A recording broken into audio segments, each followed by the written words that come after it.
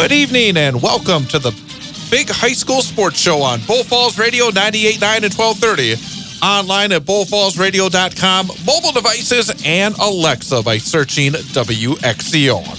With former Mosinee head football coach and Wisconsin Football Coaches Association Hall of Famer Paul Nowinski, I'm Chad Holmes. Coming up, we got ourselves a big program. Got 3 special guests, and also later on in the program, we will be announcing our all-area football team for the 2022 season. But our guests coming up at 6:20, we'll talk to Stratford head football coach Jason Tubbs as the Tigers get set for their Level 4 playoff in Division 6, taking on St. Mary Springs. That's at 6:20. And then we got a pair of Newman Catholic high school football players as they get set for their state championship game in 8-player football on Saturday afternoon. At 6:40, it's their outstanding quarterback and defensive back, Connor Krach. And then the senior lineman, Owen Sullivan, coming up at 7:06. And then after that, we will have our all-area team on a chock-full edition of the Big High School Sports Show. Big is an understatement, Chad. There's no doubt. And matter of fact, there were some big games last week. Yeah, absolutely. And generally, it's just exciting. We got the 8-player championship, but for the 11 players, the semifinals, where you win, you get to Camp Randall State. Well, again, this is like Christmas morning for me because you can watch a game Friday night. Well, you could almost watch 2 games. There are some games that you could go back and forth like I did last week, right. but then you can go watch the 8-man championship on Saturday. Which is a nice thing, and especially when it's cold out. Be in the daytime. It don't have to be quite as cold. Yeah, and you could take a streaming device and you might be able to watch 1 or 2 other games. There you go. Well, let's talk about what happened last week. Let's start off with the 8-player because it was semifinal Friday night.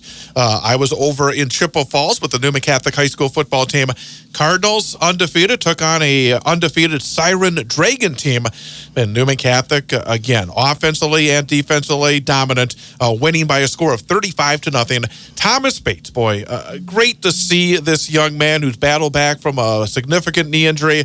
As a freshman, he had a record-setting season, then a shortened sophomore year because of COVID, then the knee injury last year. And he had 17 rushes, 168 yards, and 2 touchdowns in the game.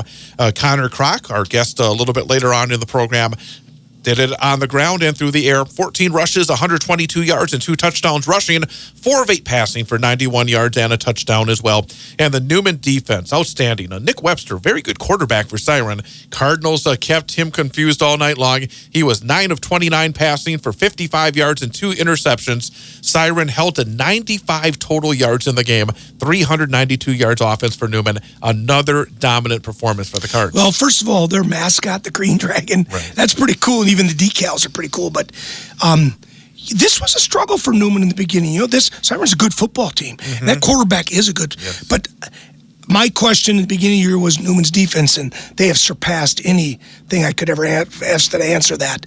I mean, they put on a great display. I mean, they got after them. They intercepted them. They did everything they could possibly do. And the offense took advantage of, you want to take away our pass? Fine. We'll just run the ball. And Thomas, and both the quarterback and the running back were good runners. And Thomas Bates cracked the 1,000-yard mark. And the thing that was impressive about that is that it took about 90 carries. He's only had about 90 carries on the season. Yeah, he doesn't get many touches. And I like the fact is that obviously the Newman defense has really stepped up their game. And that's how you win championships. Mm-hmm. If they don't score, they don't beat you. Mm-hmm. And that's kind of what they're doing. They're doing a great job. But the offense is so diverse. They can do so many things. Again, the only thing that's going to stop Newman is Newman. And Newman will take on Belmont in the state championship game on Saturday. Belmont defeated Wabeno Leona 44-18 on Friday. It was actually a game where Wabeno Leona had an 18-10 lead late in the second quarter, but all Belmont after that. And Belmont ran the ball, and they ran the ball, and they ran the ball. 70 attempts in the game. 414 yards as a team. Noah Fritz, 30 carries, 197 yards, and 3 touchdowns. Colby Lancaster, 32 rushes, 169 yards, 3 touchdowns. Wabeno Leona quarterback Carter Janish was 8 of 26 passing for 179 yards, 2 touchdowns, 2 interceptions. Belmont has been consistently a very good 8-player football program. Cardinals have faced them in the playoffs a couple of times previously. Also had a regular season trip down there a few years back. But 70 rushes in the game. That's ball control. Yeah, that is. And I had a buddy that was at the game, so I was getting text message updates, and he very impressed with them. You know, that they seem to be able to control the tempo of the game, and that could be a problem for Newman. And that's something a team against Newman has to do. If Newman is in control of the way that game is going, very difficult to get them off the road, basically. It's like playing the Kansas City Chiefs or Buffalo Bills. Don't give them the ball. Exactly. So Belmont and Newman, Saturday, 12:40 airtime, 1 p.m. kickoff right here on Bull Falls Radio 98.9 and 1230, bullfallsradio.com, mobile devices, and Alexa. Division 7, you had a chance to take a peek over at Carson Park in Eau Claire on Friday night, and the Regis Ramblers were dominant. Regis 53, Edgar 8. For the Wildcats, Carter Butt finished off a fantastic season. He had 17 carries, 96 yards, and the lone Edgar touchdown added 12 tackles on defense as well. But Edgar offensively just 22 yards passing, 139 yards of total offense. Xander Rocco, 15 rushes, 197 yards and a touchdown. Regis 378 yards rushing on 40 carries, and defensively Caden Weber 18 tackles for the Ramblers. You were saying that Regis took charge pretty early, didn't they? Yeah, and this might be one of the more, Regis has had some good football teams. This might be one of the more talented teams. They have the 100-meter state champ on the team. They've got his brother who they say could be almost as fast as him, but doesn't want to race him. You got Xander Rocco going to University of Minnesota. You got Xander's brother on there. They have probably, according to the Cloverbill coaches, they have 7 college players playing on their football team. D7, that's tough. And Edgar's a good football program, good football team. It was brutal. At half, they were down by like 4 scores. It's tough. And that's a tough way to end the year when you're in that situation. And I've been there before. It's tough. When you get to this level, good luck. Right. You're playing the best of the best, and they run such a different offense, that double wing offense, and that Tate kid hits the seam, he's gone. That kid is fast. He won it as a junior. Mm-hmm. Very impressive. Edgar had a very good season. I don't think they were as dynamic as they've been. Their quarterback play was good, but a tremendous player. I think they're just a little young. You look at Edgar's roster, there's a lot of sophomores, juniors on this team. So that means Jerry Sins will be back to take advantage of that, right? Well, he just keeps going, doesn't he? Him and Bob Hyland, they're almost 50. Bob Hyland's over 50 seasons. Jerry, I think, will be at 50. Yeah, what did he say? What did he say, 48? 49. 49, okay. D7 as well. Shiocton keeps on winning. Shiocton beat Cambria Friesland 32-14. I found Cambria Friesland's numbers. I did not find any. They don't really report their stats well. The receiver had a very good night. They're just getting better. I talk about this all the time, Chad, and you kind of question me. If I had to give you a team, there's 2 teams that I have seen go from maybe slightly average to above average team to really good teams, Shiocton and Stratford. And it shows. Shiocton's a team we thought, can they make the playoffs? Mm-hmm. Can they? And they shocked us. And you could see it in the teams that played. They gave everybody, the big dogs, Wittenberg, Amherst, Stratford, they gave them games. Mm-hmm. And that prepared them for, especially stepping down 2 divisions. And, they've been dominant in the playoffs. These are not close games. They're winning big. Yeah. Well, Chad, you're a fan of this. When you play that kind of competition, you get used to it. Yeah. And all of a sudden, here comes somebody that's like, hey, you're not like Amherst. You're not like Stratford. You're not like Wittenberg. You were telling me before we went on the show about when you play somebody that's really fast, the angles change and the game gets faster. In this case, the game gets slower. It becomes easier because you're used to being challenged every week, and these are still good teams. But at the same time, they've seen it. They're ready. The game is the story slowing I was down. Talking to you is we played Rice Lake one time, and if you pay attention to sports, the player that I'm talking about won a silver medal last year in the Olympics. And I could have told you that on film. I'm like, this kid's fast. And I couldn't, we were down 21-0 before our kids were like, this is a problem. And you can never show people that. But you're right.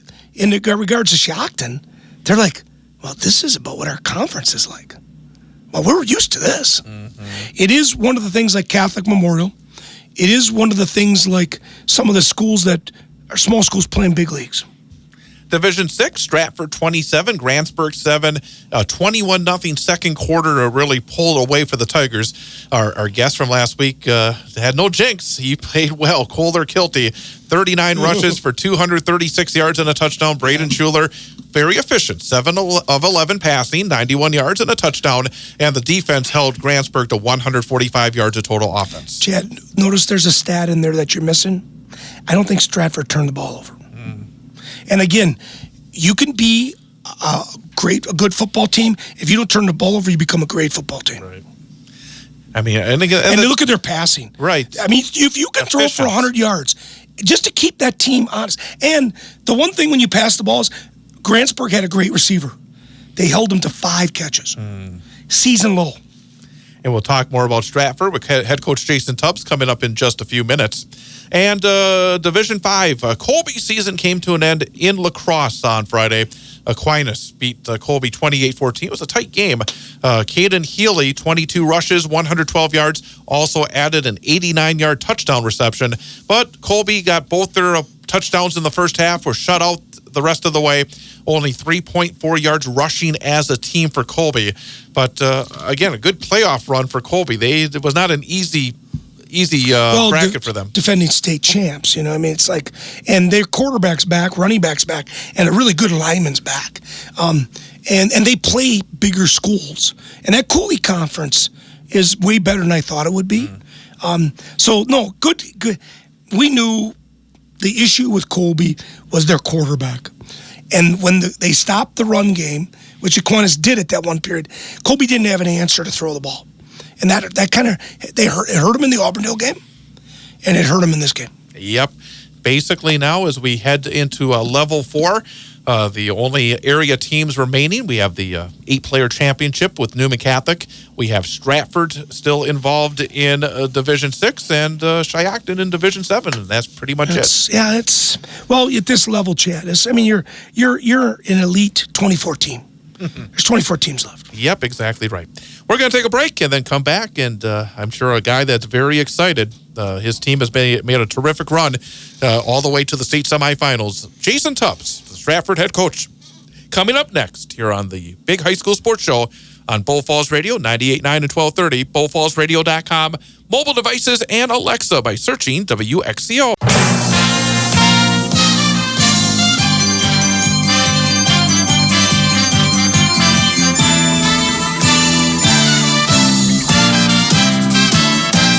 It's the Big High School Sports Show on Bull Falls Radio, 98.9 and 1230.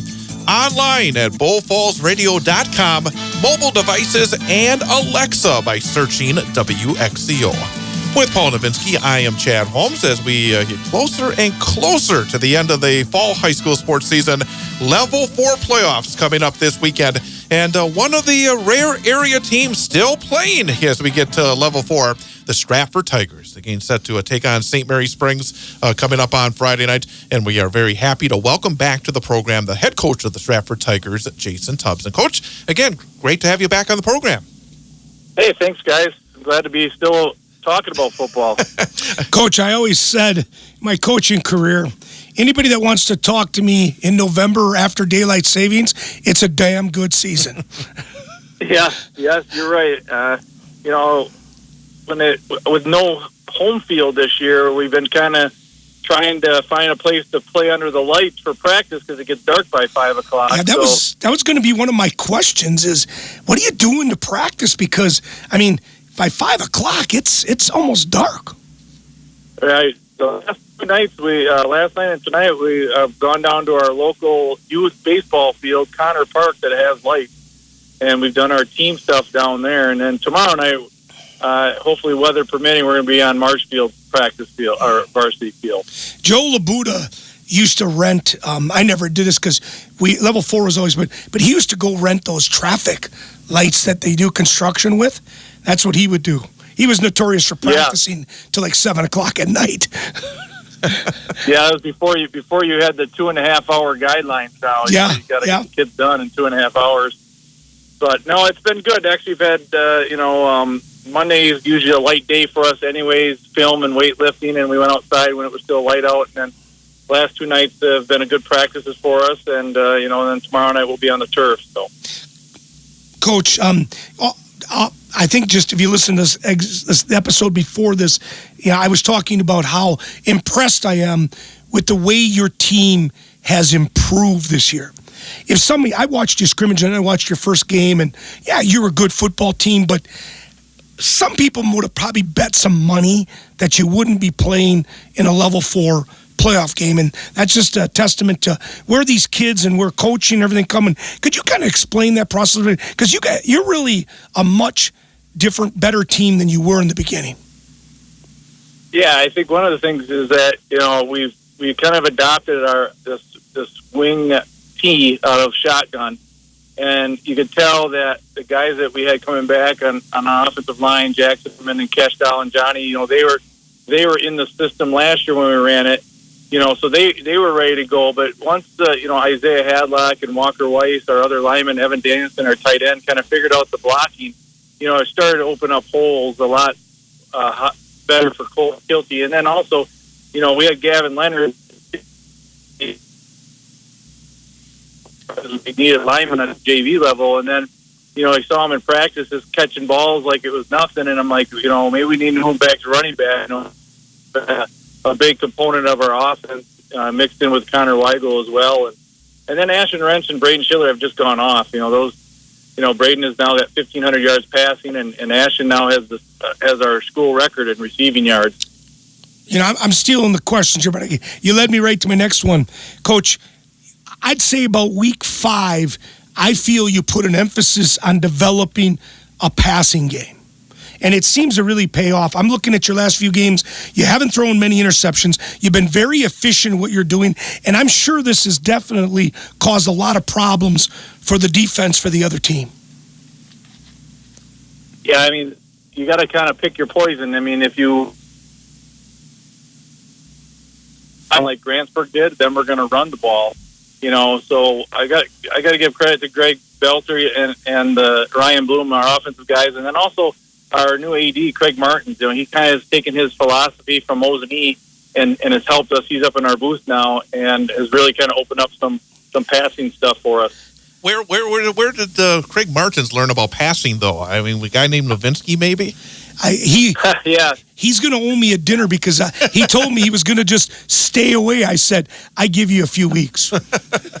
I let him get his feet underneath him with the new job, and then I'm like, hey, I think he's used in the booth, and I think he was pretty excited, which he's done a great job. It's not an easy job he has, that dean of student AD job, first year too, but he's finding time to watch film and get to practices, and he loves it up there. Again, we're talking to Jason Tubbs, the head football coach at Stratford High School, here on the Big High School Sports Show on Bull Falls Radio, 98.9 and 1230. We had Kohler Kilty on the program and did not jinx him. 39 carries. In a level 3 playoff game against a good Grantsburg squad. Was that a case that you just rode your horse when it was working well? Because that is a workload for a young man, isn't it? Yeah, I asked him if he was sore on Saturday, and he goes, yeah, for the first time I was a little sore. And, it was there, so we just kept running it. That's kind of one thing you kind of have to do sometimes. If the defense is giving you that, then you just keep taking it. When you're getting 8, 10, 15 yards of carry, I don't think any offensive coordinators will turn that away. No, I think there is an understatement. 236 yards there. He just, I've watched him run. He's just a really hard-nosed runner. Yeah, and I think he's going to get better. That's the thing. Him being a junior, I think he'll work in the off season. He'll get faster and even be more lethal next year. Yeah, and to me, when we had him on the program, and he talked about, I wanted to become a better runner, got a personal trainer, did some things. To me, that's just the epitome of a kid that wants to work hard. He would get up at 5 in the morning with his dad and drive all the way to Stevens Point for his one-on-one training, and then come back and go to school all day. So that's Kohler in a nutshell right there, just a hard-working kid. What about the defensive side to go on the road and hold Grantsburg to 145 yards of total offense last week, 7 points? It helps when you have the ball control offense, but your defense must have been doing the job as well. Yeah, they really did well getting into their gaps, and Grantsburg is a very diverse offense. They got good athletes. It's number 22. He's an all-region kid for them, very athletic, and he's a junior too. And their coaching staff, you can tell that they spend a lot of time on their offense and different things. And, Coach Lehman, did a great job of game planning. I think it also helped that we played Cumberland, a spread team on level 1. So we kind of ran a lot of the same defense against them.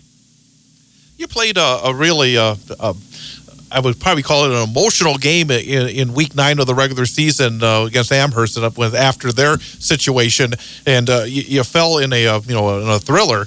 What did you guys take away from that game? You knew there was a lot on the line that night in terms of your league championship. It looks like coming out of that game, it did not take you backwards at all. You're playing some really good football the last 3 weeks in the postseason. Did you find something out in a playoff-like atmosphere in week 9 of the regular season?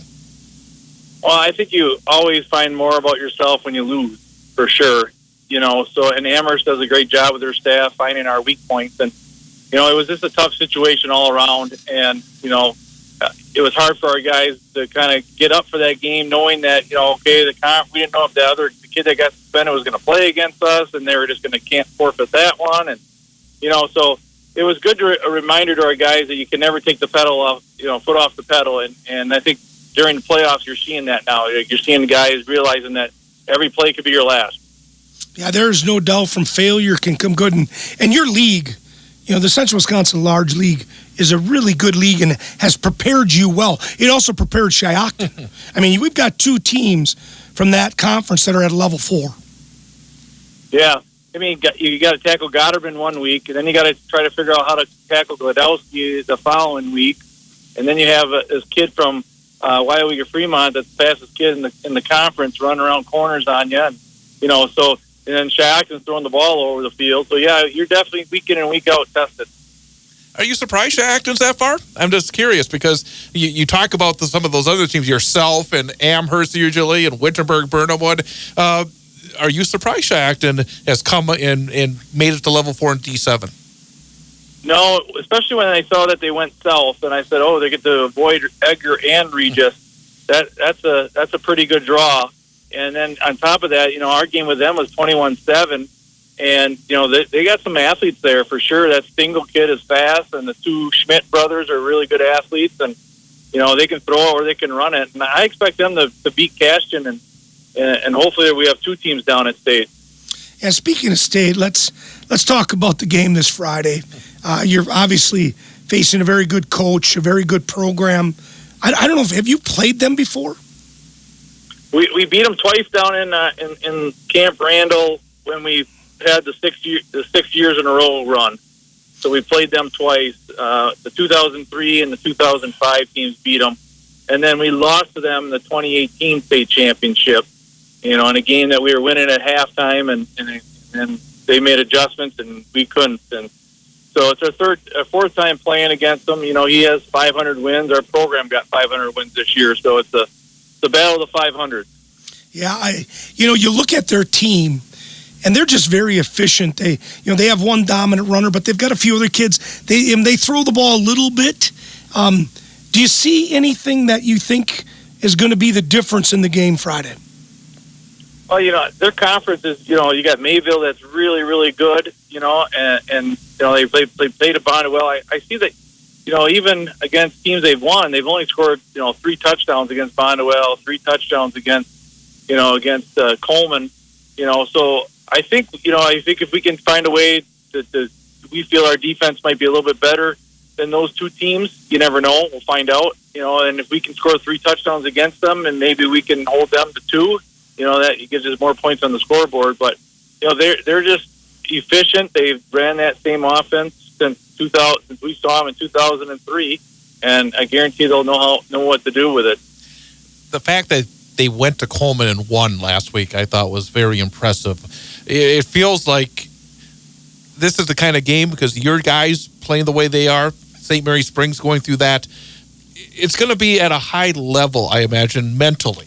Because mentally, at this point, sometimes it can be as important as physically. You can't make mental mistakes in a game like this, can you?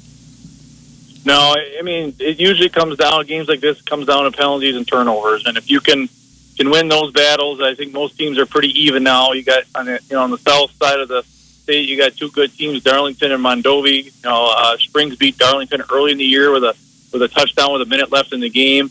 You know, so they beat Coleman with a minute left in the game. So they're a good finishing team. They got the ball on the last drive, and if we have the lead and they're driving, I'll be nervous because I know that they can finish. Yeah, I agree with you with the whole penalties, turnovers, and then big plays. You know, and right. You got to generate them and you got to stop them. And that's one thing. Like, you know, against Amherst, we gave up big plays. You know, and we have had big plays this year as well. And I haven't seen, that's one thing on film I don't see with Springs is I don't see a lot of big plays. Doesn't mean they won't have them, but you know, they're more methodical, wear you down kind of type of team. And you know, and we got to hope that our guys can stand up to the physicality and prevent some big plays. And do you sense the excitement building within your group? Getting close. You know, this is obviously a state semifinal. That carrot that's been out there since the off season. When you look ahead, everyone wants to get to Camp Randall Stadium. The young guys, do you get the sense that that excitement is just getting ratcheted up every week? Yeah, I mean, one thing about our guys, they play pretty loose. They haven't been nervous. I don't get the feeling that they're just happy to be here. Like they feel like they have a chance to win and they expect to win, and that's always good to see as a coach. And, you know, in any other sport, the Final Four get to go to the Kohl Center or, you know, wherever the state championships are at. But in football, only two teams get to go to the final. Well, Coach, it's exciting. Daylight savings lights. Wish you the best of luck, Coach. Thank you. We appreciate the coverage, and hopefully we can continue with this maybe next week. Very good. Head coach Jason Tubbs of the Stratford Tigers, again, getting set to take on St. Mary Springs in a Level 4 matchup at Wapaka on Friday night in Division 6. Coming up next, we will talk to the quarterback of the Newman Catholic Cardinals, getting set for a state championship game in 8-player football on Saturday. We'll talk to Connor Krach coming up next. It's the Big High School Sports Show on Bull Falls Radio, 98.9 and 1230, online at bullfallsradio.com, mobile devices, and Alexa by searching WXCO.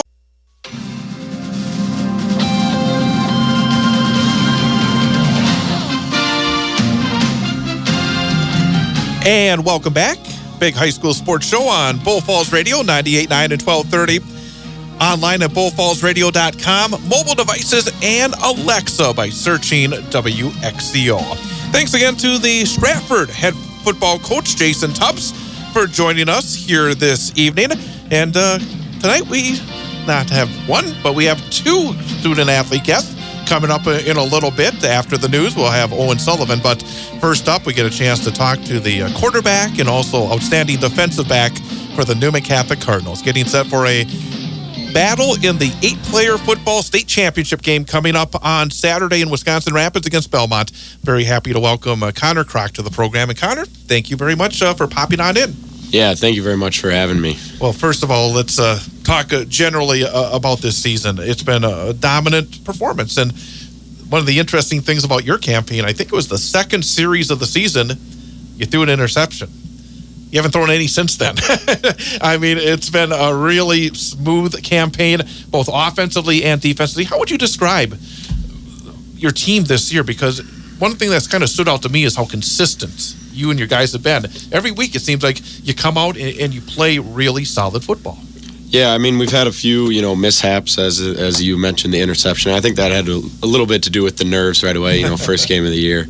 But other than that, I think, we've done a good job of playing 100% every game, regardless of the opponent. No, I mean, I got to analyze, because you know you have a quarterback rating of almost 142? No, I did not know that, no. Do you understand that you've thrown 21 touchdowns and one interception? That touchdown to quarterback ratio is unheard of. I was fortunate in my career to coach 5 quarterbacks that were either honorable mention or all-state players.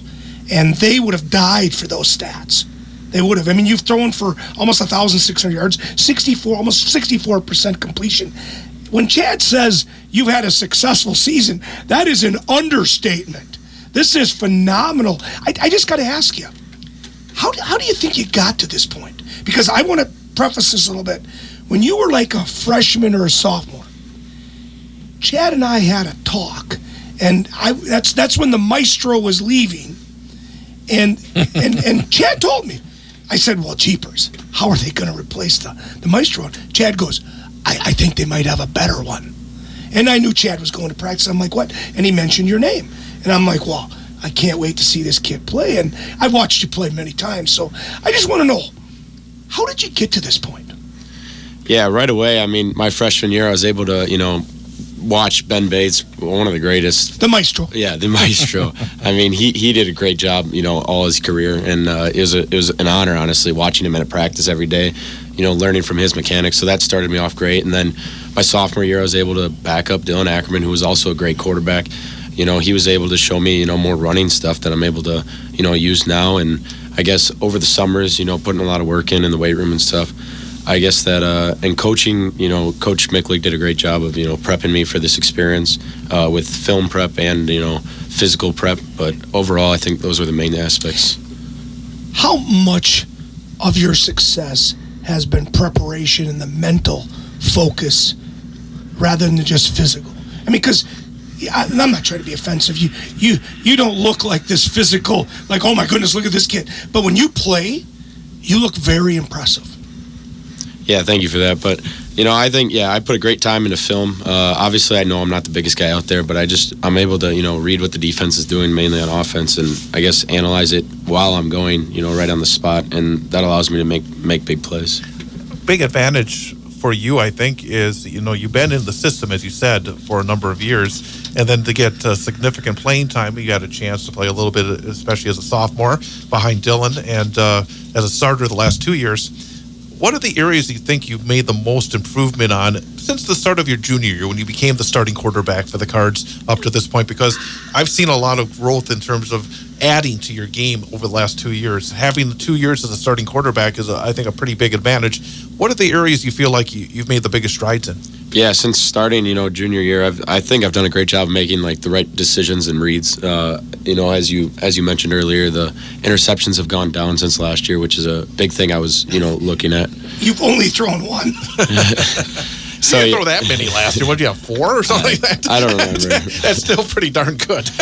Yeah, a big thing would be analyzing the play and knowing, where to find the ball. And then the second main thing, I think, would be using my legs a little more and able to find the holes, and make big plays that way, too, if nothing's open. I was going to ask you about that. And again, we're talking to Connor Krach, the senior quarterback and defensive back for the Newman Catholic Cardinals here on the Big High School Sports Show on Bull Falls Radio 98.9. Your running has really added a big dimension to the offense. And again, maybe I'm just blacking out on it, but I don't remember it being that big of a factor early last season. It felt like we got to I think in the championship game, you had a big day running the football, and this year you become a really big factor on the ground as well.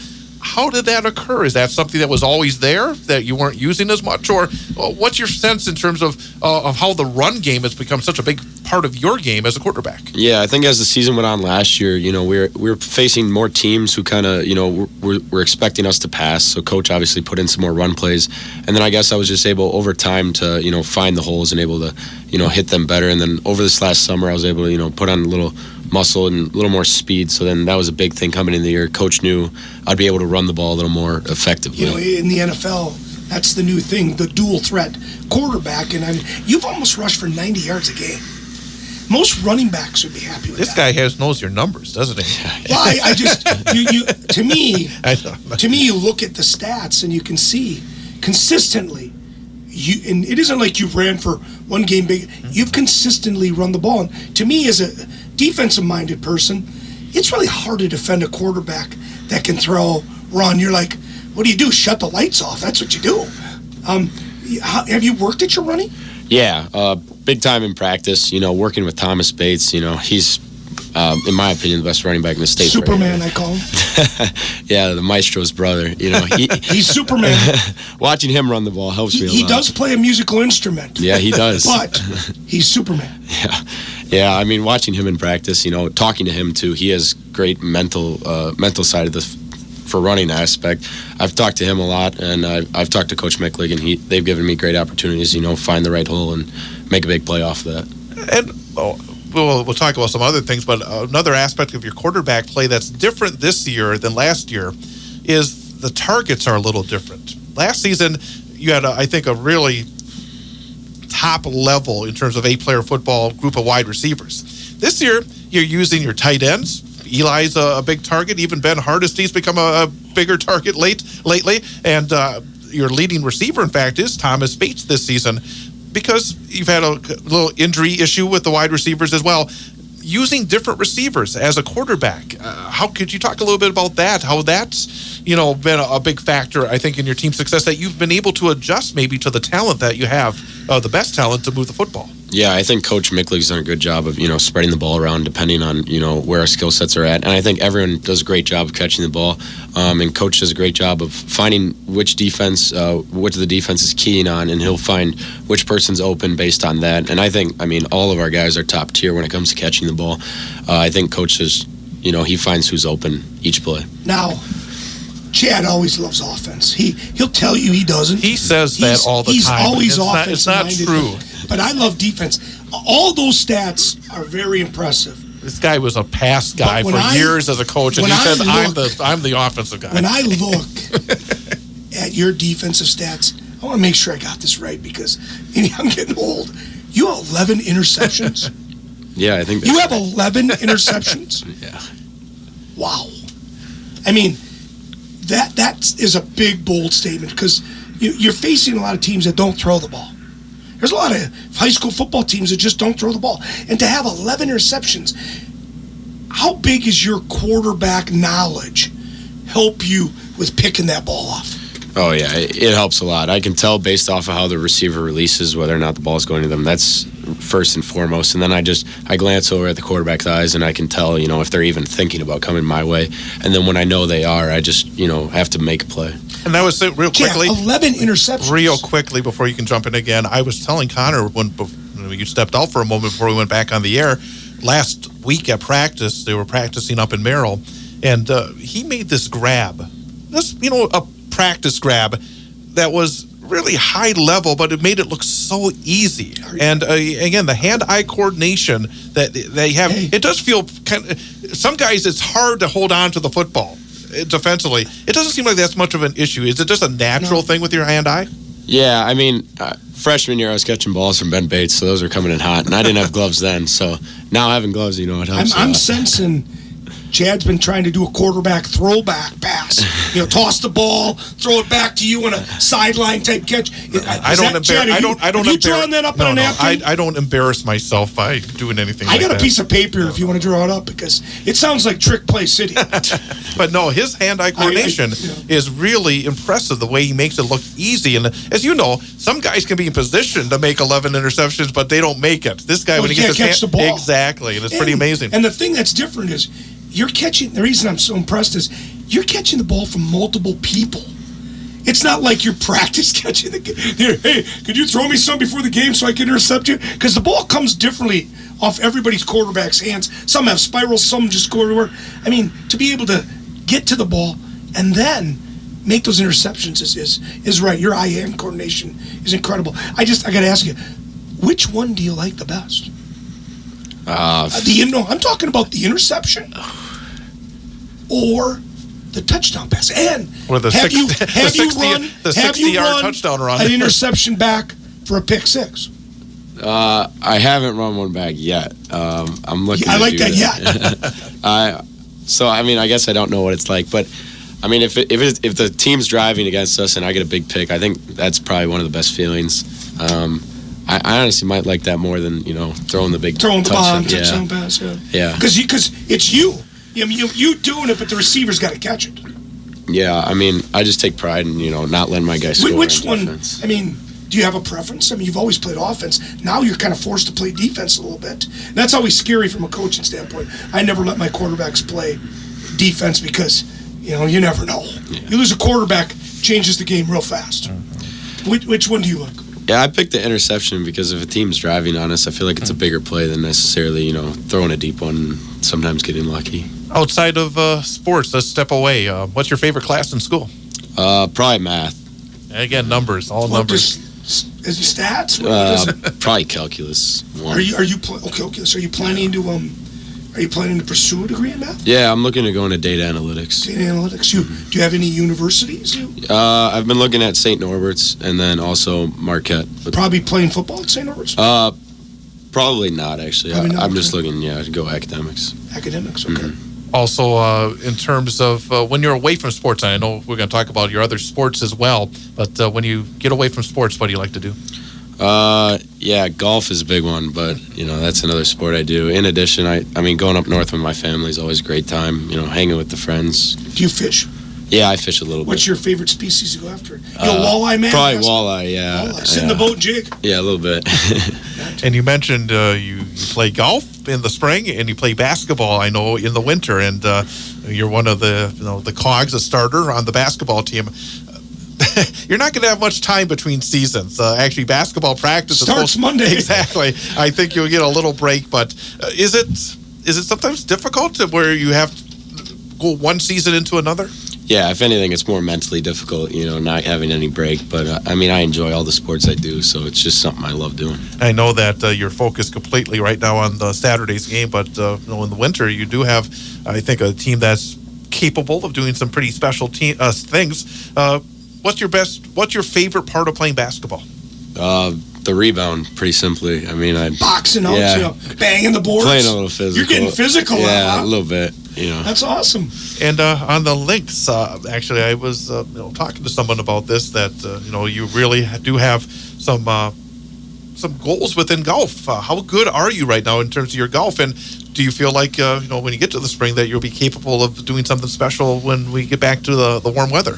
Yeah, last year I was able to tie for 5th in state for Division III. So yeah, this year I'm looking, to get a little better and hopefully improve that. Maybe make it a first place finish. Could there be a triple crown of state championships for this young man this year? That'd be impressive.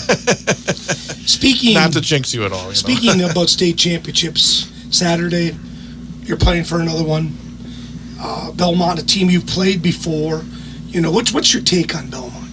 Yeah, they're a physical team, and we know that. They've got 2 really good runners and an all-state DN last year. So they're going to play physical. They're going to come out. They're going to play physical. We know the weather's going to be a little colder, a little windier, but we're ready to play physical as well. Other teams, we don't think, see us as a physical team, but we're ready to prove them wrong. In terms of what you want to do offensively against them, do you have an idea of where maybe your team could take advantage of something that they do without, spilling any secrets? Do you feel pretty confident that you're going to be able to do something offensively? Yeah, I feel like Coach Micklick has a great game plan going in. I feel like we'll be able to do a little bit of everything without giving up too much. I think we'll be able to, throw the ball just as well as run the ball. You know what it's like to win a championship because you were there last season. What would it mean to get 2? Because great football teams get one and sometimes can't get 2. To be a part of a second straight, what would that mean for you? Yeah, this would mean a lot. It'd go down in history, being the part of the first one in Newman history, it'd be great, and making that number 2 would be even more special. And that one last year didn't come easy. That game was an unbelievable game. That was a semifinal. Semifinal game, that's right. But even then, they never come easy, right? Mm-hmm. Yeah, we're not overlooking this. We're going in with full head of steam, looking to play 100%, knowing it's our last game, and we're going to give it our all. Does it feel kind of surreal knowing that it's going to be your final football game? Yeah, I've been thinking about this a lot recently, so I know I'm going to go out there on Saturday and, give it my all. I'm never going to play football again. So going into the game, I'm just going to have that mentality that, this could be my last play, every play. So I'm going to play like that. Yeah, Coach Tubbs gave you some advice, if you're listening, but no turnovers, no big plays, and no penalties are the big thing. But I got to ask you I get the final questions, right? But I have 2 this time, okay? Yeah, 2.5 minutes. Okay. First one is, are you worried about what the other guy might say about you? Because he's coming in after you. Are you concerned about that? Yeah, we're great Did you prep him? Did you say, hey, don't throw me under the bus? Yeah, don't throw me under the bus. I made sure, he'll say the right things. Something a candy bar? Yeah, exactly. A little food. Next question is, and I think I know your answer, but if a kid were to come up to you in Newman, and a young kid, and say, hey, I need some life advice, what would you tell him? I'd say do everything 100% because you never know when it's going to be your last one. I look at James Bates, one of my teammates, for example. It's his senior year. Our 4th game, he has a season injury and he's not able to play with us. So, don't take anything for granted and do everything 100%. You're a very busy guy, I tell you. 3-sport athlete. And I guess real quickly, the opportunities you get at Newman to play 3 sports. I imagine that's one of the great things about going to a place like Newman Catholic. Yeah, it's great having all the guys around me, being able to play every sport competitively, going far in playoffs. That means a lot. I'm a big competitive guy, and it's great having my buddies around me, too. One more real thing. Best of luck, and remember, you can stand right here and listen to him so you get the full story of all this. Might have to. We got a moment. Give him the look. We got a moment, though. Your sister was a pretty good athlete, too. Did you take anything from her? Yeah, she's been giving me some motivational quotes here and there. She knows what it's like to go to state multiple sports, so she's been gearing me up for that, and she's been there by my side. So it's great having her there too. Best of luck Saturday. Oh, thank you very much, guys. Absolutely. Connor Krach, Newman Catholic High School, is the quarterback and defensive back getting set for Saturday's game as the Cardinals will take on Belmont in the WIAA 8-player state championship game. Again, that game can be will be heard and broadcast right here on Bull Falls Radio 98.9 and 1230, online at bullfallsradio.com, mobile devices and Alexa by searching WXCO, starting with the pregame show at 12:40 and the opening kickoff at 1 p.m. We have a news update coming up, and then we will have another student-athlete guest that's coming up after the news at 7:06, also from the Newman Catholic Cardinals. We'll be talking to another senior, Owen Sullivan. That's coming up, again, a news update, and then another hour to go. And also, don't forget, coming up after Owen, we'll be announcing the big high school sports show all-area football team for 2022. So that's coming up as well in hour number 2. More to come here on Bull Falls Radio 98.9 and 1230 WXCO.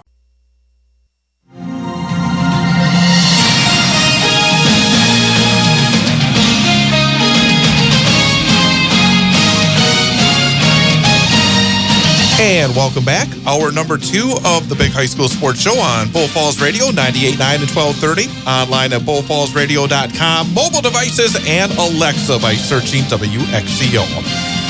With Paul Nowinski, I am Chad Holmes. And Coach, what a night. Not 1, not 2, but 3 guests. We're loaded here, aren't we? It is definite Christmas Eve. Christmas Eve, Chad. The gifts are wrapped. And our third guest, and of course, I will say right now that being third means that you're like in the cleanup position here. So we are very happy to welcome Newman Catholic High School senior Owen Sullivan. Owen, thanks for coming on in. Thank you for having me. Chad, I gotta say this, okay? We always have quarterbacks, running backs, linebackers. This time we got a real guest. We have an offensive, defensive lineman. And a guy that's playing through injury, getting ready to, but Chad, it happens. The knife. I mean, offensive, defensive line, that's where it happens. But I tell you, when you put that together, you say offensive line, defensive line, playing through injury. This guy's an all Madden kind of guy, right? Oh, he is. He's old school. I watched him play. I love it. Matter of fact, there are kids that probably line up at the door in high school to get his autograph. Is that happening? Oh, I wish, but no. All right, before we get completely off the rails here, let's jump in with Owen. It's good. It's good to get that perspective. It is. It really is. And Owen, again, thanks for coming on in. We talked with Connor. I mean, this has been just such a consistent season for you and your squad. I mean, every week it feels like when I've talked to the coach, it's about preparation during the week, that you guys practice well, you prepare well, you're mentally into it every day, and then it shows up on Friday night or Saturday afternoon. How would you describe this season so far? Because when you look at it, it looks easy, but the coach always says it's not easy. Has it been easy? I mean, it hasn't obviously been easy because we have preparation Monday through Thursday or Friday, depending when our game is. So all that preparation leads to success at the end of the week when you get to have fun and play a game. And also, too, we've been going 100% practice and game, so you're ready for the game. As you step back and you look at it, and it's hard right now because you're in the middle of it, what are some of the memories for you? I mean, just getting to go out there every day, mess around with the guys, have fun. I've been playing football with these kids since 4th grade and even before that, flag football, so knowing that. So it's almost not like you're going to Rapids to play for a state championship. It's like we're in the back of the old church parking lot. Yeah, I mean. Hey, you're on offense, now you're on defense. Let's play football. Yeah, I mean, you're just going out there having fun. Obviously, it's bigger than playing in a parking lot, but don't look at it any different. Actually interesting. I've heard that it hasn't always been easy wins. That there were years where you guys had youth levels were losing and losing quite a bit. Was that true? Yeah, 7th grade we went 0-6-1, so we were really excited when we tied against Pacelli. I remember that. But what do you learn in a situation like that? Because sometimes when you're younger, when you're just starting to play sports, it can be difficult when you're not winning. But yet your group stayed together, and it's obviously turned around into a really successful high school career. What did you find out as a 7th grader that's helped you in your high school career? I mean, I still had fun even when we were losing, because football is a fun game. It's the best team sport in the world. So we'd go out there, we'd have fun, and then 8th grade having fun, and then slowly progressing on, and then working with your teammates in the summer, and then all that just leads to... Yeah, but at some point, you must have said, look, we're kind of failing. We want to do better, and you must have figured out how to do better. I was definitely going through summer activities. That 7th, 8th grade, we joined with the high school doing summer activities. And were all those kids there and all lifting weights, all speed developing, all going to camp? Did you lie about your age to get to the perimeter camp? Because my son did. He's the only one that went to the perimeter camp like 9 times. He was a 6th grader, said he was a freshman. Oh, man. But because he wanted to be good. Yeah. We went to every camp possible. I mean, me, Thomas, Connor, all those guys, we all went to the camps, make sure we were there, and then with all that preparation, we were able to go out there. And then 8th grade year, we went 7-0. So from there on, it's amazing. It just clicked. Isn't it amazing what hard work, determination, and a plan can do? Yeah, it's crazy. It's kind of your season. Yeah, I mean, we've had a couple ups and downs with James getting hurt, but we still have to prepare, and we know we have to go out there and compete at a high level. So. Again, we're talking to Owen Sullivan here on the Big High School Sports Show, senior from Newman Catholic High School. Talk about injury. You're fighting through an injury. It can't be easy. I mean, I know you're actually going to be prepared coming up after the championship game. How difficult has it been to play through the injury? First of all, what is your injury for the listeners out there? I'm having surgery on my left ankle because of damage to a tendon on. I forgot the name. It's some really long name. When did it happen? Multiple injuries just over the course of time broke it down. Last year in the game to go to state, I heard it, and then before the season I heard it, and then in basketball I heard it, so it was just over time. But this season, you're still out there, you're still producing for your team, you're helping your team win. Has it been difficult at all? What's your mental frame of mind when you know that, hey, I got this lack of a better term, owie down there at my ankle, but yet you're still able to perform at a very high level? What's been the feeling this season? I mean, obviously it's a little sore, but you go out there and then you're having fun. You don't think about it, and then the having fun and not thinking about it really helps just play through it. So I was fortunate to coach for 30 years, which I truly enjoyed, but I always tell Chad this, that's one of the things that sports teaches you, how to overcome adversity and how to deal with it. Obviously, there's nothing that's damaged your ankle. You know, it's damaged already, and the doctors have said you can play, of course. But just to be able to be in that mindset that I can still function when something bad is going on in my life is a life skill, because we all have to go through that. Yeah, I mean, I don't know, just going out there and... Just get fighting through it. Yeah, just... Speaking of fighting through it, I'm so glad you're here, because give me... We rarely get the offense and defensive line perspective. I mean, just talk from a lineman. I mean, what are the things that make you tick as an offense and defensive lineman? I mean, one thing is, my favorite part is when you get a pancake on offense or you make a sack on defense. You want to tell everybody what a pancake block for those people that may not know? It's when you put the guy on the ground and you get a pancake. Yep, exactly. He's flat on the ground. Yep. And, I mean, nothing's more rewarding, because in 4th grade, I was a little skinnier, so I got to catch the ball. 5th grade, Wafel, I was over the weight limit, so they moved me to the line. Ever since then, I had fun, so. Do you prefer offensive line or defensive line? Probably offensive line. Really? Yeah. I I don't really know. It's just, for me, getting a pancake just feels so rewarding. I don't know. What's your favorite thing to block, pass or run? Definitely run. Why run? Just because you just get to overpower something. Pass, you can't go more than like 2 yards downfield. There's a lot of rules. So when Miklik calls a run play, you're like, oh, giddy up. Yeah, Here we go. I get a little more excited, but... I guess that means last week was a fun game. Yeah, I had a lot of fun last you guys really pounded the football well. Time. Thomas had a big night. Connor had a big night on the ground. When you get a rhythm going, it feels like sometimes, I thought like last week with Thomas especially, got a rhythm going. Do you sense it in the huddle? Does the tempo start to feel a little quicker? everything seems to be going in that like that train going down the track. Yeah, definitely. When we get a little more going, that the huddle just feels a little more amped. Everyone has a little more energy to go out there and just hit people. And then when you go out there and just hit people, it just clicks. It's the second time, obviously, but what's the excitement and climate like school at? I mean, are the lunch ladies giving you a little extra? Here's some more mashed potatoes. Get ready for the game. Today at lunch, I did get a little extra. Oh. Seriously? Yep. So, I mean, there's some perks to this. Oh, of course. I mean, no, but I mean, let's on a serious note. I mean, everybody's got to be wearing their Newman football gear, and everybody's got to be talking about it and going to the game. It's got to be like a main focal point of the school. A little bit, but I mean, we don't really talk about it, which is kind of weird, but not a lot of us, we're all thinking about it during the school day, but like a lot of the people don't talk to us about it. Like football is just a separate thing from school, which you wouldn't think, but yeah. What's your favorite class? Probably history or business. What history class? U.S. history. U.S. history. Why? Yeah. What aspect of U.S. history? I just like learning about all like the old wars and stuff. Like I'm not very good at remembering that stuff, but yeah. So are you Civil War, Revolutionary War, Civil War probably? American? Yeah, that's what I know the most about. Would you have figured I was a history teacher? And I love history too. Now I would have. Yeah. I love history. It's awesome. But you put a combo of the business in there. What's that? You want to be an entrepreneur? Yeah. When I'm older, I want to go into like business sales or marketing, like that kind of. Like own your own business? Yeah, eventually. Do you have any idea? One thing I was looking at is starting like a fishing lure company because I just love fishing. So. Oh man, his eyes just went up. Yeah. But I got to tell you, we've had one other guest, that Ty Strelo, had a lawnmower business, and he was making big bucks.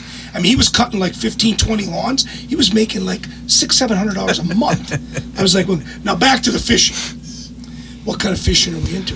Walleyes and bass probably are my two favorite. I love trout fishing. My son and I trout fish a lot, but I do the bass. And what's the biggest bass you got?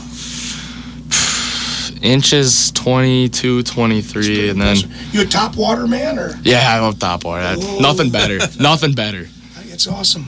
Are you planning on going to college or starting a career? Or definitely going to college. Any idea where you're going to go? I'm looking at UW Whitewater or UW Stout. Business. Yeah. Very good. Well, besides the fishing, is there any other hobby that you like to tell us that nobody else kind of knows you do?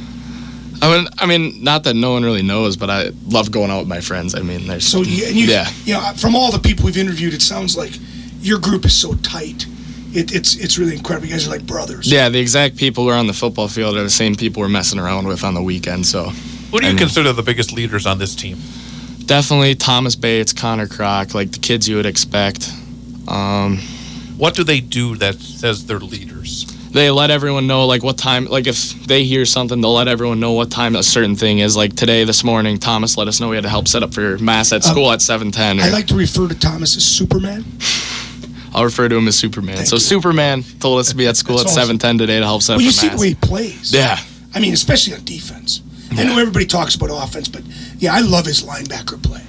I do. That's right. He just flies in there and just cleans it up. I love it. On defense, he definitely makes it easier for all of us. You know, if I miss a tackle, I know he's right there coming up, and he's going to make the tackle. So it has been a special defense this season. I think it's because Nowitzki was constantly saying, I don't know about that defense. No, I didn't say that. He's lying. Here's what I said. I said, I think the only weakness was going to be how their defense performs. Well, what am I saying? That's and then I went to the scrimmage. You know, I watched the scrimmage. I went on the field because Chad's always in the field. You know, he's hobnobbing with the celebrities and signing autographs and all that stuff. I went down there and I left and I sent him a text message. Said, question answered.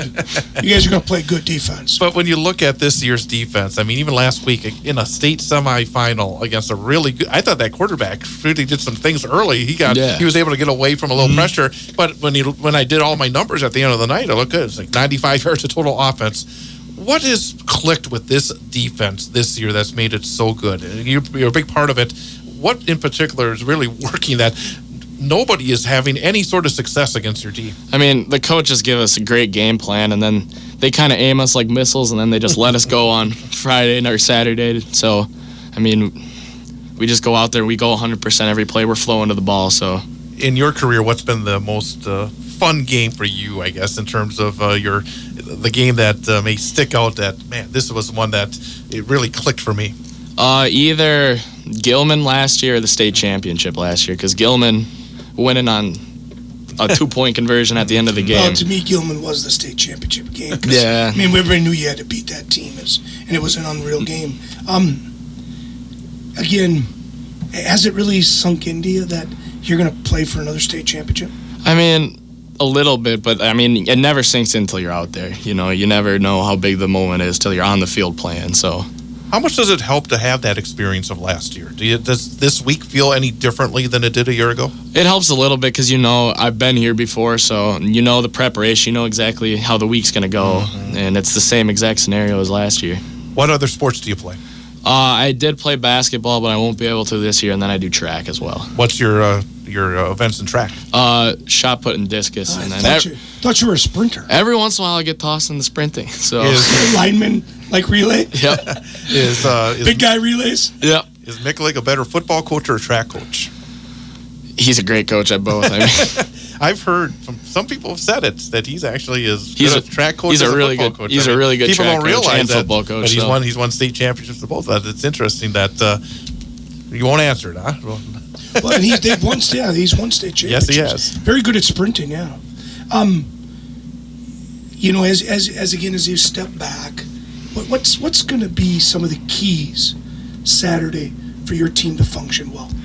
we have to do our assignments. We can't go off the script. We have to play with a motor 100%. We have to play like we know it's our last game because, I mean, it's the best way to end a season, obviously, is that you want this to be your last game. It's going to be a big challenge for you and the other guys up front because looking at Belmont last week, they had 70 rushes. They moved the ball on the ground, a couple of 100-yard ground performers. Do you look at it, hey, up front, you guys are going to have to be the first line of defense this week? Yeah, our front three is definitely going to have to step up, which if we keep playing how we have, I feel like we'll be okay.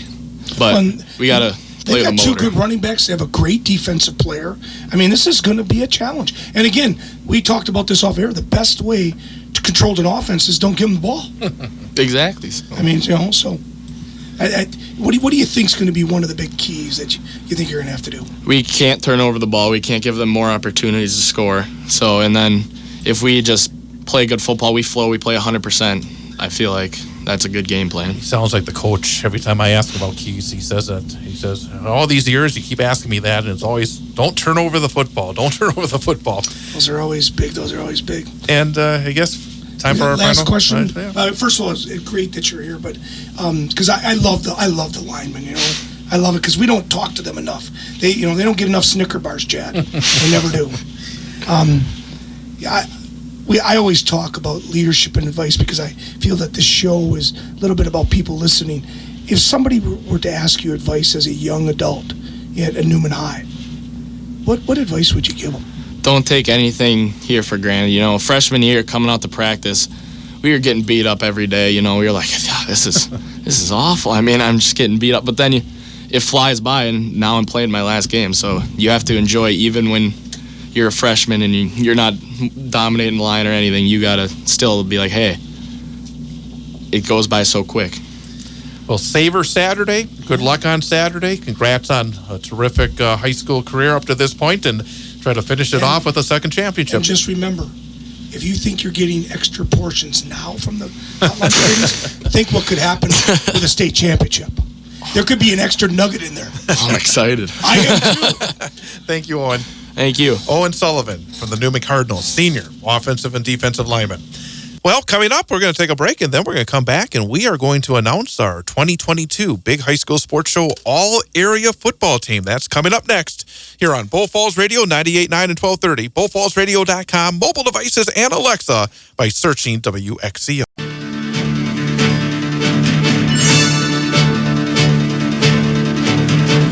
It's the Big High School Sports Show on Bull Falls Radio, 98.9 and 1230. bullfallsradio.com, mobile devices, and Alexa by searching WXCO.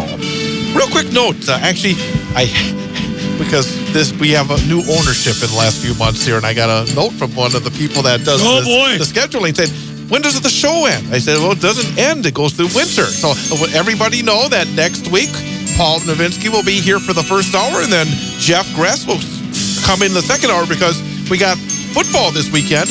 And winter sports actually starts next Tuesday night with high school girls basketball. So we'll start to transition into the winter, but we'll have Coach Nowitzki in next week for the first hour and Coach Gress for the second hour, and we'll continue with the big high school sports show. You transition, and right I think you keep this going all the way to May, right? Yeah, right through, actually through mid-March. Mid-March and then end of winter sports season. So, gotcha. Yep, absolutely. So Paul Nowitzki, Chad Holmes, thanks again to our guests, Jason Tubbs, the Stratford head football coach, Connor Krach, the Newman Catholic senior quarterback and defensive back, and Owen Sullivan, the senior lineman as well. Boy, it's flying by here tonight, isn't it? Well, all three guests, Tubbs, what a coaching job he's done. And, these two players from Newman, again, my favorite part of the show, because you get a chance to just get to be human with them. Get to find out about them. Yeah, it's about football. Of course it is. But it's about, obviously he loves topwater fishing. Just get to find out that there's more to life than this, and that football is just part of it. Absolutely. And now, very exciting time. It is time to announce the 2022 Big High School Sports Show all-area football team. And Coach Nowitzki, explain what the parameters are. We started this about 4 or 5 years ago when we felt we just needed to honor some of the extra special athletes in the area. So we take nominations and then we look at them, we look at stats, we look at film. I've been very fortunate to almost see every one of them play, which was very in person, which is great and everything. We only allow you to make it one way. We're not like some of these other programs where you can if you make it on offense, you're not making it on defense. We just feel we want to share the wealth. We've got some of these players that are very deserving. They see the all-region teams have come out, and some of them are all-region both ways, and that's great. We didn't feel to do that. That if you make it on offense, you're not making a defense. Don't feel slighted. Exactly. The other thing is, I and you were not perfect. We do make mistakes, and we do. I apologize, and feel free to send me an email. I'll be happy to talk to you about it and apologize if I made a mistake. We've been looking at this for over 3 weeks. We get the nominations from coach, parents, things like that, and then we usually, if I have to, I look at some film. If I haven't looked at you, just to make sure, I call coaches. That's where people don't realize is I'm calling coaches to say, hey, you played against this kid. What's he like? You watched him. Who was your conference player of the year? That's because the nice thing I love about all conferences, you can't vote for your own kids. Right. It's the other coaches' viewpoints.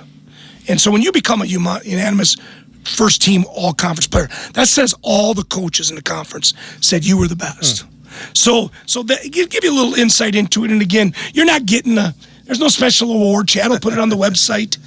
There's no special award or nothing. You're just getting the recognition from a coach and an announcer that you were a good football player at this position. People that we've talked about for the last, 14 weeks 14 or so. 14 weeks long. So people that we've noticed, people we appreciate, and hopefully the fans and the schools appreciate as well. So let's jump in. We're going to start with the defensive team, because if I start with the offensive team, you'd say, I just care about the I would offense. never do that, Chad. But the defensive team, let's start up front, because those linemen who are such a big factor in terms of the success for a team that was one of the, I think, stories of the fall. Auburndale, Adam Dorhorst. He had 57 tackles, 5 tackles for loss on the season. Defensive lineman of the year in the Merriwood, a very tough conference. Every coach respects this kid. Big part of why they did what they needed to do. He's made it both ways, all region, both ways. Just a good, tough kid. The Eagles really relied on him to do a lot. Isaac Daggett from Marshfield, I got to say, he was maybe the best defensive player I saw this year. I mean, when he played against West, he was a huge factor. He had 116 tackles on the season, 6 tackles for loss, 12 sacks. Very, very impressive player. Yeah, Coach Sin speaks highly of him. Says his motor never stops, just keeps on going. Always physical, always there. Just what they're all about. Charlie Nowinski from Wittenberg-Burnhamwood, underclassman. He'll be coming back. 38 tackles, 10 tackles for loss, 2 sacks. Big factor up front for the Chargers. When I went to the scrimmage, I think Charlie blocked the sun out. He's 290. Relative of Josh and Spence, this kid can play. You're not blocking this kid. This kid is like a bulldozer. He's going to stay there. Big part again why Wittenberg was, when they almost shared a conference championship. Connor Akey of Wisconsin Rapids, 3 sacks, 5 tackles for loss. He's been a big key for back-to-back shares of the conference championship. A returner on the team. Again, defensive player of the year, very solid. Just gets after things. Tucker Schreiner from Medford, 27 tackles, a quarterback sack for the Medford Raiders. Yeah, he was a big part of their defense. Coach Wilson said that one of the better defensive linemen he's ever coached, and that says a lot. He coached a kid that made it to the NFL. Carver Higgins of Edgar, 57 tackles, 16 tackles for loss, and 3 sacks on the campaign. Again, this Edgar defense was very solid again. And again, he was a big part of why they did this. Again, Coach Sin speaking very highly of him. And from Newman Catholic, Ben Hardesty, 46 tackles, 18 tackles for loss, and he has been a guy that's been after the quarterback all year long, 10.5 quarterback sacks. Yeah, the tackles for loss stick out at you like, whoa, like a sore thumb. It's there. Again, he gets off the ball like a rocket. Linebackers, another kid. I'm sorry. I got to say, this might be overall the best quality of, there's a lot of them. This might be the best overall quality of linebackers I've seen in Central Wisconsin in a long time. Well, let's get right I'm not saying they're superstars. Right. But I'm saying if you want to talk about a field that's good, these kids are good. And we'll start off with a kid that could be on either side of the ball, but what he's done defensively this season deserves a big honor, and that's Thomas Bates, the senior from Newman Catholic, coming back after injury, 52 tackles, 5 tackles for loss, 5 sacks, and really sparking a Newman Catholic defense that's been stellar all season long. Yeah, my nickname is Superman for him. I love the way he plays defense. He's fast, he's aggressive. His motor never stops, and when he hits you, it's like a bus. It really is very impressive. Another from the 8-player game from Gilman, Grady Kreplin. He had 96 tackles, 3 sacks. Yeah, he's a big part of why they were what they were. Had some injuries, played well. He was been a starter there for 4 years. Yeah. Tremendous kid, good range of motion, covers the field well. From Athens, Kyler Ellenbecker. He had 83 tackles, 7 tackles for loss. Another Ellenbecker making the team. Well, I got to tell you, this kid, I had a chance to watch him at Owen with, and he stuck out like that. And again, he played quarterback also. So, he was moving, he was doing, but I love the way he read offenses and just pursued the ball very well. From Wittenberg, Burnhamwood, another defensive standout who is also a great offensive performer, but again, his work on defense really deserves the accolades as well. David Gauderman, he had 86 tackles, 22 tackles for loss, and 7.5 sacks this season. About as solid as a defensive player as you can get. And the thing I like about Chad, if you line these guys up, and you saw them in street clothes, you go, oh, these are linebackers. Because they just are stocky. This kid, a good wrestler, good in the offense, he's got a nose for the football, plays very well.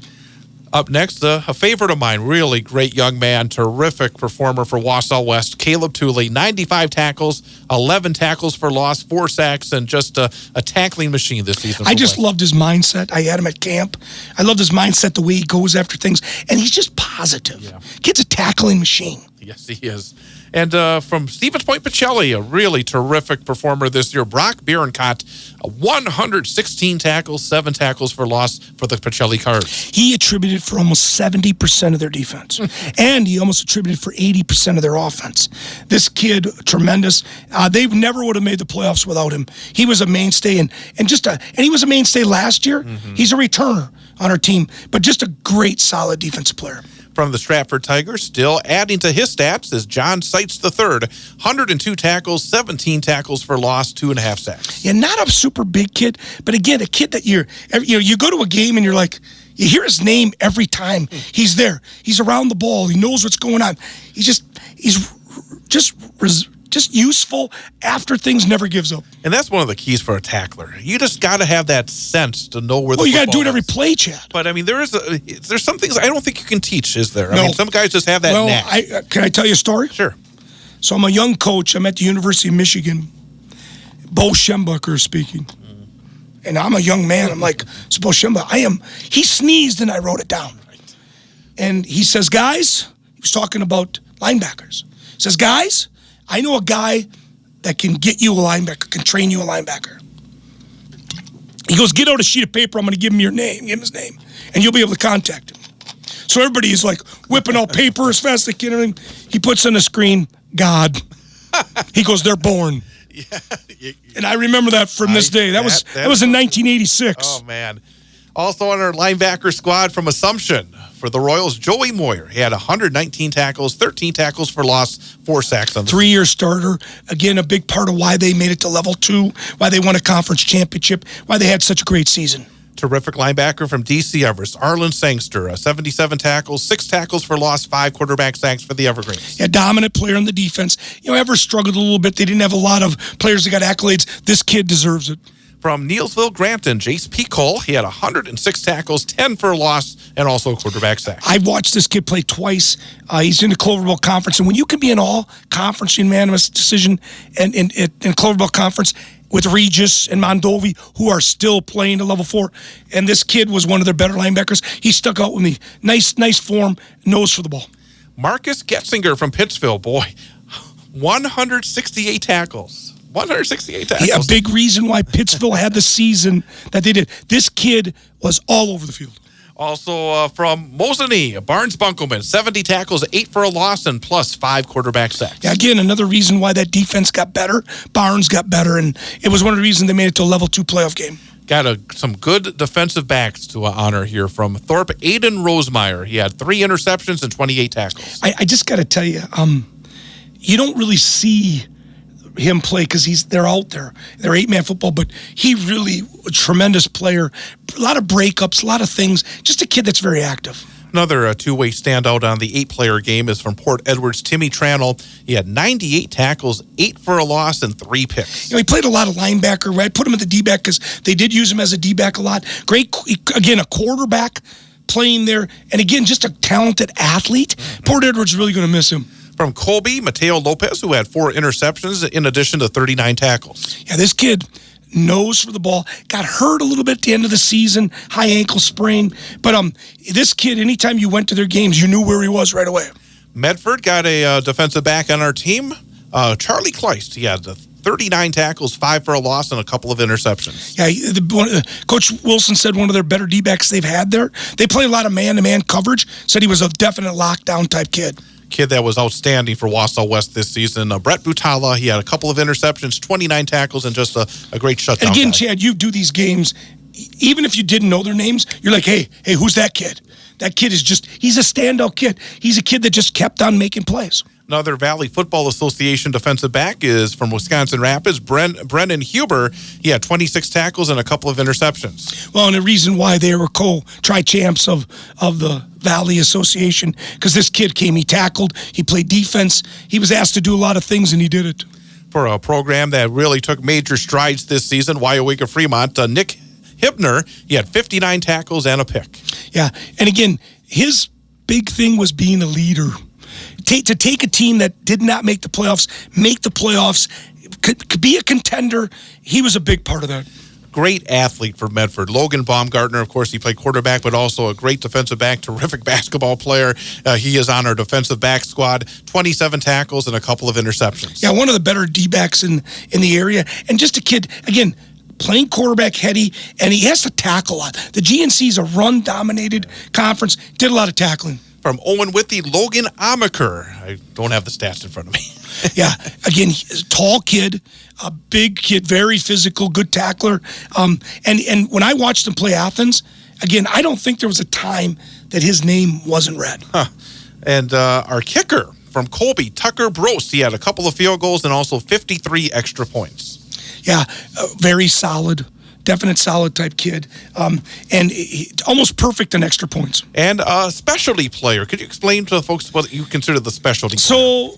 Well, a specialty player is a player that deserves recognition, but may not be the best at their position. This kid was a quarterback from Marshfield, and he's a very good quarterback. But a lot of times he would win it with his legs, and just give that spark. And we always said as Trevor went, the Marshfield's offense went. His arm didn't get him the recognition. It was a combination of his arm and his legs that pretty much gave him that honor. It is specialty player Trevor Femmel from Marshfield, 1,195 yards passing, 20 touchdowns, 5 interceptions, 1,090 yards rushing, and 14 touchdowns. So that's the defensive side of the football. We're going to take a quick break and then come back with our offensive team, the all-area football team, coming up next. He's Paul Nowinski. I'm Chad Holmes. Big High School Sports Show on Bull Falls Radio 98.9 and 1230.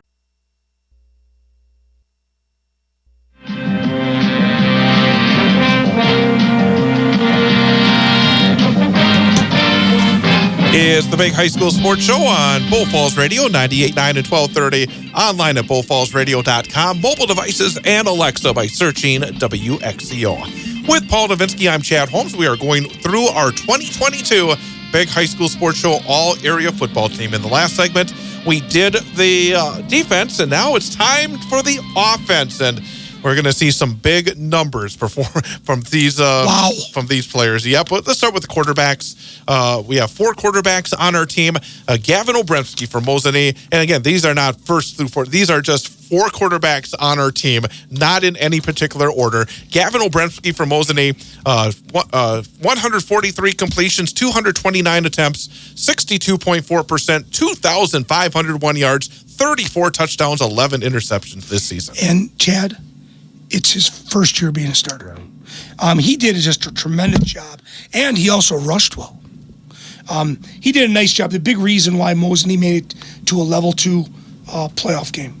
Also, Trayton Weber of Auburndale leading the Auburndale Eagles to a surprising share of the Merrillwood Conference Championship. He hit on 98 of 163 passes, 59%, 1,423 yards, 12 touchdowns, 6 interceptions. Great on the ground as well. 888 yards rushing. He scored 21 touchdowns. He was the heart and soul of their offense. And I watched him at Colby. He made that entire team tick. Also, Connor Krach, who we talked to earlier, 81 of 127, 63.8%, 1,534 yards, 21 touchdowns, 1 interception, 813 yards rushing, 17 touchdowns. Chad, I said this before, but when you have a quarterback rating of 144, that says it all. And that 21-1 touchdown. Is incredible. That touchdown to interception ratio was pretty good. And also another terrific performer at quarterback from Amherst, Matthew Gladowski, 56 of 106 passing for 1,067 yards, 13 touchdowns, 5 interceptions, but he was so dangerous on the ground, 1,092 yards and 17 touchdowns. He attributed for 78% of their offense.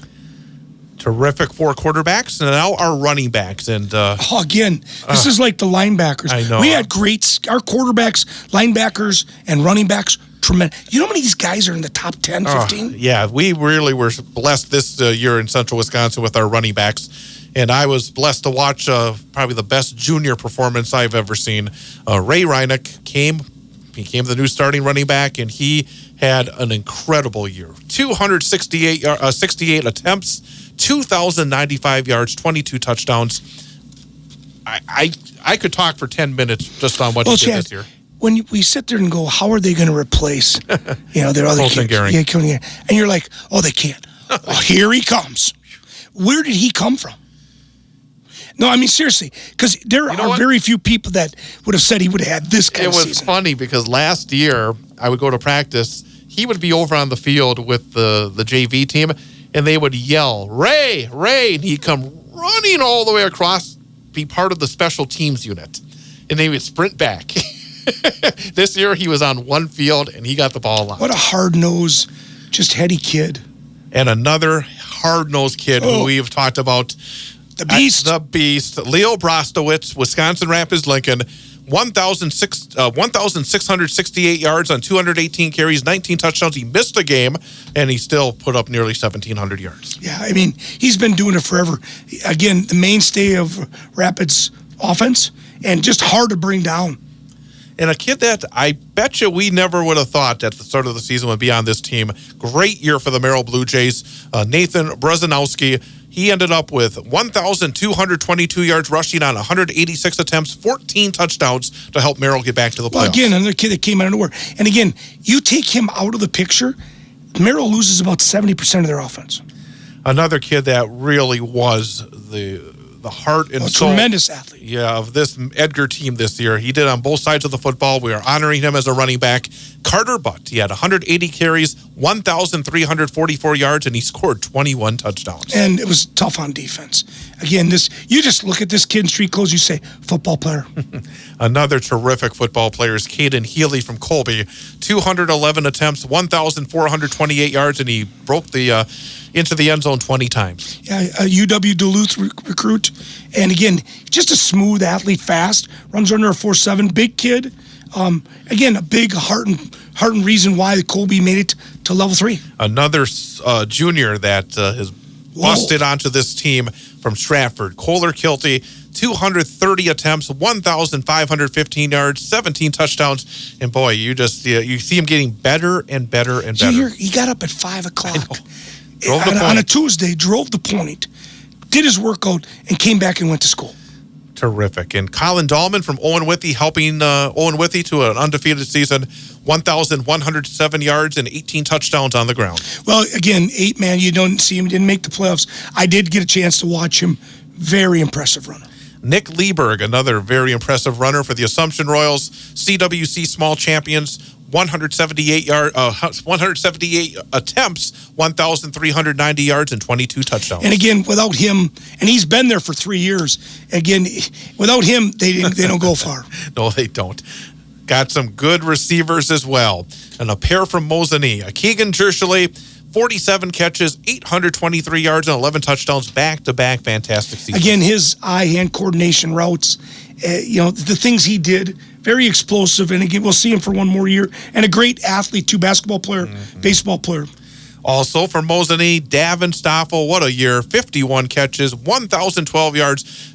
And again, that's 20 yards a catch. That's big time, 17 touchdowns. And South Dakota State recruit, good basketball player, and a big part of the reason why, both on offense, defense, why Mosinee was there. Alex Wilfart from Auburndale. Again, 20 yards plus per catch, 20 catches, 407 yards, 5 touchdowns, helping those Eagles. And he broke his hand and didn't finish the season. But again, he was tremendous. When they needed something, they went to him. And for Stevens Point, wide receiver Peyton Pumper, 82 grabs, 770 yards, and 3 touchdowns. When they wanted to put the ball in somebody's hands, that's where they put it. Well, and for 2 years, he's dominated. I think he might be close to having some of the most catches in the state, and very impressive. And they weren't long catches, but he caught it and got some yards. From Marshfield, receiver Luke Lemoyne, he had 32 catches, 559 yards, 11 touchdowns for the surprising Tigers. When they needed something, they went to him, and he was there. And from Shiocton, the young man you've talked about quite a bit during the course of the season, his speed. Was he the fastest guy at the fastest guy in the combine? Bennett Schmidt, 35 catches, 681 yards, and 4 touchdowns. And he plays defense, and he's a big reason why when they need something, they go to him.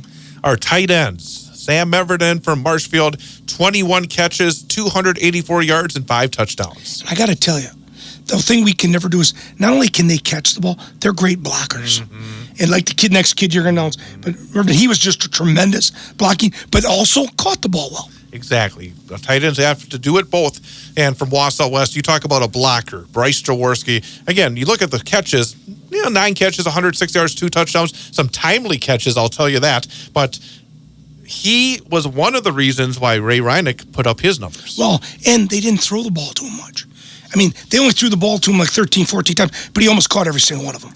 Auburndale, Tim Schmidt, another Auburndale Eagle tight end, 30 catches, 319 yards, and 2 touchdowns. Yeah, and again, a big part of why they got where they got. Our offensive linemen, I know you love the I love it. You love those linemen, and we got some good ones on this team. From Owen Withee, Nathan Zarens, again. Well, first of all, you go there in pregame, he's like 315 pounds. and again, they were undefeated. Traditional Owen Withee kid coming right at you. He's a force. Yeah, when Terry Laube finds a good lineman, he's going to use them, right? Oh, he used this kid.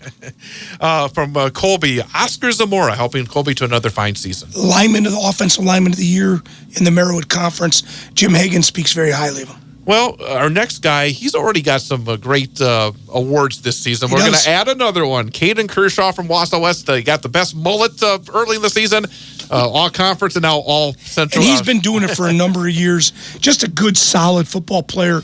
He gets after things, he gets it done, and a great leader. From Edgar Harrison Gravine. Yeah, Coach Sin says that he's one of the reasons that Carter could get the yards. Then he ran behind him a lot, was a big force on the line. From the Marshfield Tigers, Noah Peterson. When Coach Gadel and Coach Lidke tell me that this kid is a hard-nosed player, I believe him. From the DC Evergreens, outstanding lineman Cole Stevens. Yeah, he's been there for a while. They moved him around, but definite dominant play, returning all-region player, one of their better ones. We go into the Great Northern Conference from Lakeland, Zane Amershek. A reason why they made it to the playoffs, got the stretch going. Big kid, gets after it, watched him in the scrimmage, watched him in the game, really physical. It would not be an offensive line all-area team without at least one from Medford, Bryce Spurl. Big kid, physical. And again, he's the reason why they always have 1,000-yard rushers. You talk about big, you talk about physical, you talk about dominating from Wausau West, Brant Rice. Yeah, I don't think he's made a decision where he's going to play. He's got Division I offers, big kid, big physical kid. Another reason why Ray could get all those yards. From Wittenberg, Burnhamwood, a guy that's been around for a couple of years, also multi-sport athlete, Max Fraser. Yeah, tough kid. I mean, this is a kid that's going to come after you and keep coming after you. From the Stratford Tigers, Jackson Ormond. Again, this is why Kilty can get his yards. They like to run a lot behind him. And from Newman Catholic, our guest from just a few minutes ago, battling through a bad ankle, but still earning a spot on our team, Owen Sullivan. I just like his motor, and I like the way he runs and the way he gets after people. And he loves pancakes. And I'm not talking maple syrup. I'm talking putting people on the ground. From Assumption, Kenny Golat. Yeah, he really was another reason why they had the 1,000-yard rushers. And as far as they can go, they're going to miss him. He was a physical kid. And the punter, who's also the quarterback for the Stratford Tigers, but earning a spot on our team as a punter, Braden Schuller, 39.9 yards per punt. And again, he flipped the field a lot for the Stratford Tigers. So that is our big high school sports show all-area football team. I'll get you a link to it on my social media or on our Bull Falls Radio social media as well. We only got about 2 minutes left. We got to talk about this weekend's game. Okay, first of all, we got our first state championship game. Yep. 8-man. Again, they got to stop Belmont's run. They have to.